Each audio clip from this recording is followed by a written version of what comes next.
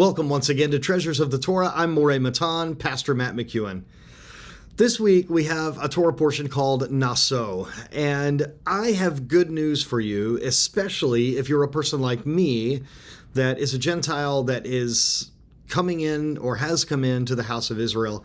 There's something very special that I have for you in today's Torah portion. Now, of course, there's always something for those of you that are natural-born branch of the tree of Israel, but today something specific for those of you that are coming in to come under the wing of the divine presence, so to speak. And we're going to read, we are in Sefer Bamidbar in the book of Numbers, and we're going to read chapter 5, verse 6. When a man or woman commits any sin that men commit, to commit a trespass against God. What could be a trespass against God? I mean, listen, if we commit a trespass that affects a horizontal relationship between human being and human being, that's one thing. But to commit a trespass against God, well, that seems very serious, doesn't it? So what does it mean? And is there a specific sin that we're talking about that is a trespass against God? Well, there is. As we see from Sforno, Rabbi Ovadia Sforno, that has a wonderful commentary that you can get. In fact, you can even get a commentary of Sforno in one volume. I have a book of Sforno commentary, and it's beautiful. It's very, very helpful in Torah study. Now, here's what Sforno says. Rashi notes that this trespass against God refers to the sin of robbing a proselyte. So Sforno quotes Rashi and saying that the trespass against God is robbing the person who has come into the house of Israel. In this case, someone who has converted to Judaism. This crime is considered a trespass against God because someone who robs a proselyte, which is someone who has come to seek shelter beneath the wing of Judaism, causes a grave desecration of the name of God and is therefore guilty of a trespass against the Holy One. This is so wonderful, and you get such a wonderful flavor in this particular commentary, in a commentary like this, where you have lots of commentaries in one volume. This is that set that we've been using this whole Torah cycle. If you're new to us, this is called Wellspring of Torah. It's a 2-volume set. I happened to pick it up in Israel, but you can find it online and order it, no doubt. But I love this because in each Torah portion, there are many scholars, commentators, rabbis, sages that we can glean from. So Sforno, quoting Rashi here, says that this trespassing against God is robbing a proselyte. It was never the point to leave out the non-Jews on getting into the house of Israel. It's like that thing that we say sometimes, that fun statement about what color is a Jew? What ethnicity is a Jew? Well, on the one hand, I mean, there are varied, myriad groups of people groups that are a part of Israel that are Jewish. But Judaism is not specifically like an ethnic group. It's a faith and a religion and a nation that someone can opt into. Someone can choose to become a part of. Now, we don't get into all this talk about conversion and this and that and the other thing because we don't believe that that is necessary based on what the scripture says in the Brit Hadashah, the New Testament, the apostolic scriptures. This just isn't something that is needed. What is needed is a conversion of the heart and a circumcision of the heart. And when a person goes through this spiritual conversion, if you will,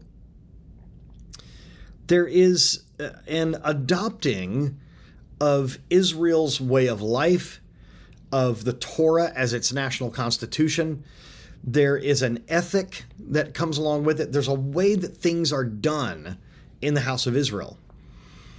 I have been in many conversations or in many counseling sessions or meetings or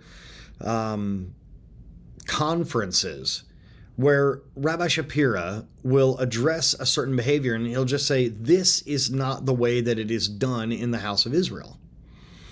And I love that. I love that there is a certain standard. There's a certain standard that we must adopt when we come in from the outside. We are coming in as guests into the house of Israel. And it would be wrong for us to come in as house guests, and as Rabbi Shapira puts it, to begin to just take all the things off of the walls and put in our own furniture and this and that and the other thing. We need to adapt to the house that is already in existence and not expect the house to adapt to us. We are grafted into Israel and not the other way around. So I love that there is this defense, if you will, of the proselyte, of the Gentile that comes in. I love that it says here, committing a trespass against God is robbing the proselyte. This idea of Israel hoping, praying even, that someone from the outside comes in. It used to be that Judaism was a faith that sought out souls. It was, forgive the term, for lack of a better term, evangelistic. It has sort of stopped being that way. And largely that is a reaction to the actions of Christianity.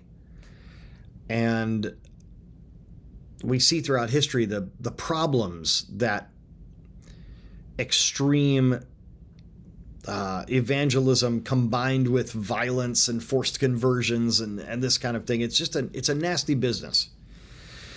But I love that God is defending. He's coming to the defense of one who has sought to, how it is worded here, seek shelter under the wing of Judaism. That's me. That might be you. There are some of us that are in this movement that were born Jewish, born to Jewish families. The majority of us were not. And that's just the way that it's going to be. The population per capita of Jewish people is so small. But thankfully, the population of those who are coming to a more Jewish understanding of their faith, that number is growing. And we're so excited about it. So come on this journey with us and know that you are looked out for. Know that you are valued, and know that you're not a second thought. You're not the leftovers. You're not plan B. You're not an afterthought. You were always a part of God's plan if you're a Gentile. But again, as we come in under the wing, we need to make sure that we are doing things the way that Israel does them, because we are a community and there is a standard. Thank you for joining me this week, and don't commit a trespass against God. Make sure that you're treating your fellow people with honor and respect. Thank you for joining me. May God's richest blessings be with you. Shabbat Shalom.